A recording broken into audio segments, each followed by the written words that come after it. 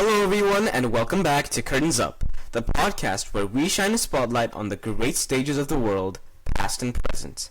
I'm Rohan and today we're taking a journey into the heart of Japan. But not modern Tokyo with neon lights and vending machines for everything. This time we're rewinding the clock over 400 years back to the Edo period, a time of peace, isolation, and an explosion of native culture. It's here that some of Japan's most legendary theatrical traditions took shape. I'm talking about Noh, Kabuki, and even the puppet power world of Bunraku. Each one is totally unique.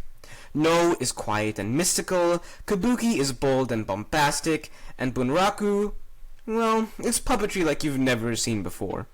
So whether you're into spiritual ghost stories, epic sword fights, or tear-jerking puppet dramas, grab your metaphorical front row seat. It's time to pull back the curtain on the ancient theater of Japan.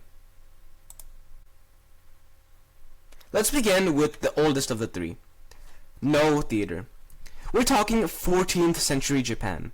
Picture this, a nearly empty wooden stage, actors moving slowly in elegant patterns, haunting flute music, and masks carved with such precision that a slight head tilt changes the character's emotion. Noh isn't about action, it's about atmosphere. The stories often follow ghosts, spirits, and wandering souls trying to find peace. It's less plot twist and more poetic meditation. You go to a Noh performance not to be entertained, but to be transformed. Masks play a huge role in Noh Theatre. Each one is hand-carved, and the actor's movement controls the emotion it projects. When paired with live music, like the piercing Noken flute and chanting chorus, it's a hypnotic experience. Watching Noh is like walking through a dream. You might not understand every detail, but you'll feel its presence long after the final bow. Now, fast forward a few hundred years to 1603. Japan is now under the Tokugawa rule. Enter Kabuki Theater. And trust me, it couldn't be more different from Noh. It all started with one woman, Izumo no Okuni, a shrine maiden from Kyoto, who shook things up by performing a brand new style of theater on the dry bed of the Kamo River. She cross-dressed, danced, mocked priests, and created a buzz that nobody could ignore. Kabuki was bold, funny, and a little scandalous. So scandalous, in fact, that the government banned women from performing. Then they banned boys too. So what was left? Men. All male casts. And that gave rise to one of Kabuki's most iconic elements, the onagata. Men who specialize in playing female roles, often with incredible grace and skill. Kabuki is all about spectacle. Just think for a moment. First of all, the first step to a successful Kabuki is colorful, exaggerated costumes that can weigh up to 50 pounds. There's also kumadori makeup, those dramatic, colored lines that tell you instantly if someone's a hero, villain, or demon. The Mi, a dramatic frozen pose that brings the audience roaring. And there's special effects galore, revolving stages, trapdoors, and even the Hanamichi, a walkway that runs through the audience so actors can make dramatic entrances and exits. And there's also structure. Kabuki shows used to run up for 12 hours, and today it's more like 8. Most typically, you'll see jidaimono, which are historical epics, the seiwaimono, which are domestic dramas, and comic dances, which include martial arts scenes. And the energy, off the charts. Kabuki isn't just theater, it's an event. Actors are celebrities, with fans who track their lives and rivalries like we follow movie stars today. But here's the twist. While it looks chaotic, Kabuki acting is incredibly disciplined. Every gesture, every shout, every spin, it's been practiced for years. Actors are often born into their roles, carrying on family styles called kata.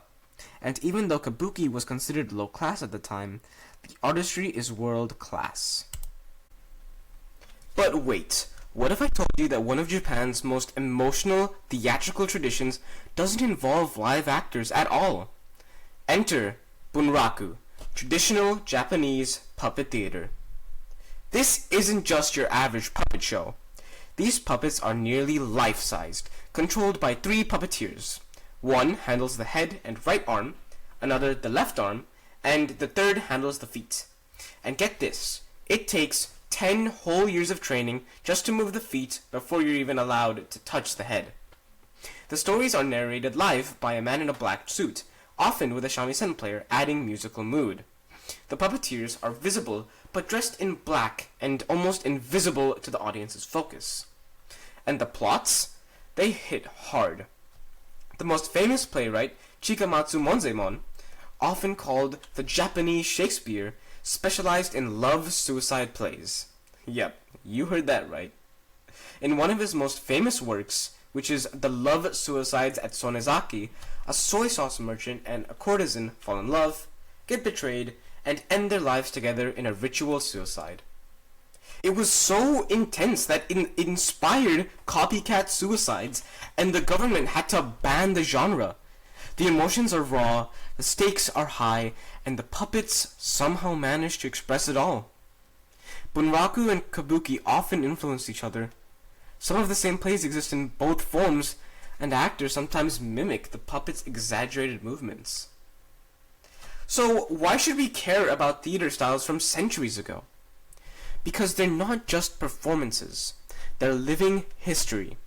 They tell us about the values, struggles, and imaginations of people from a completely different time. And somehow, they still resonate with us today. Noh challenges us to slow down and feel deeply.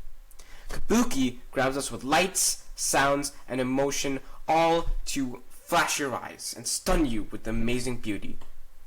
Bunraku reminds us that even a puppet can break your heart. And together, they show the incredible range of what theater can be. Spiritual, spectacular, and deeply human.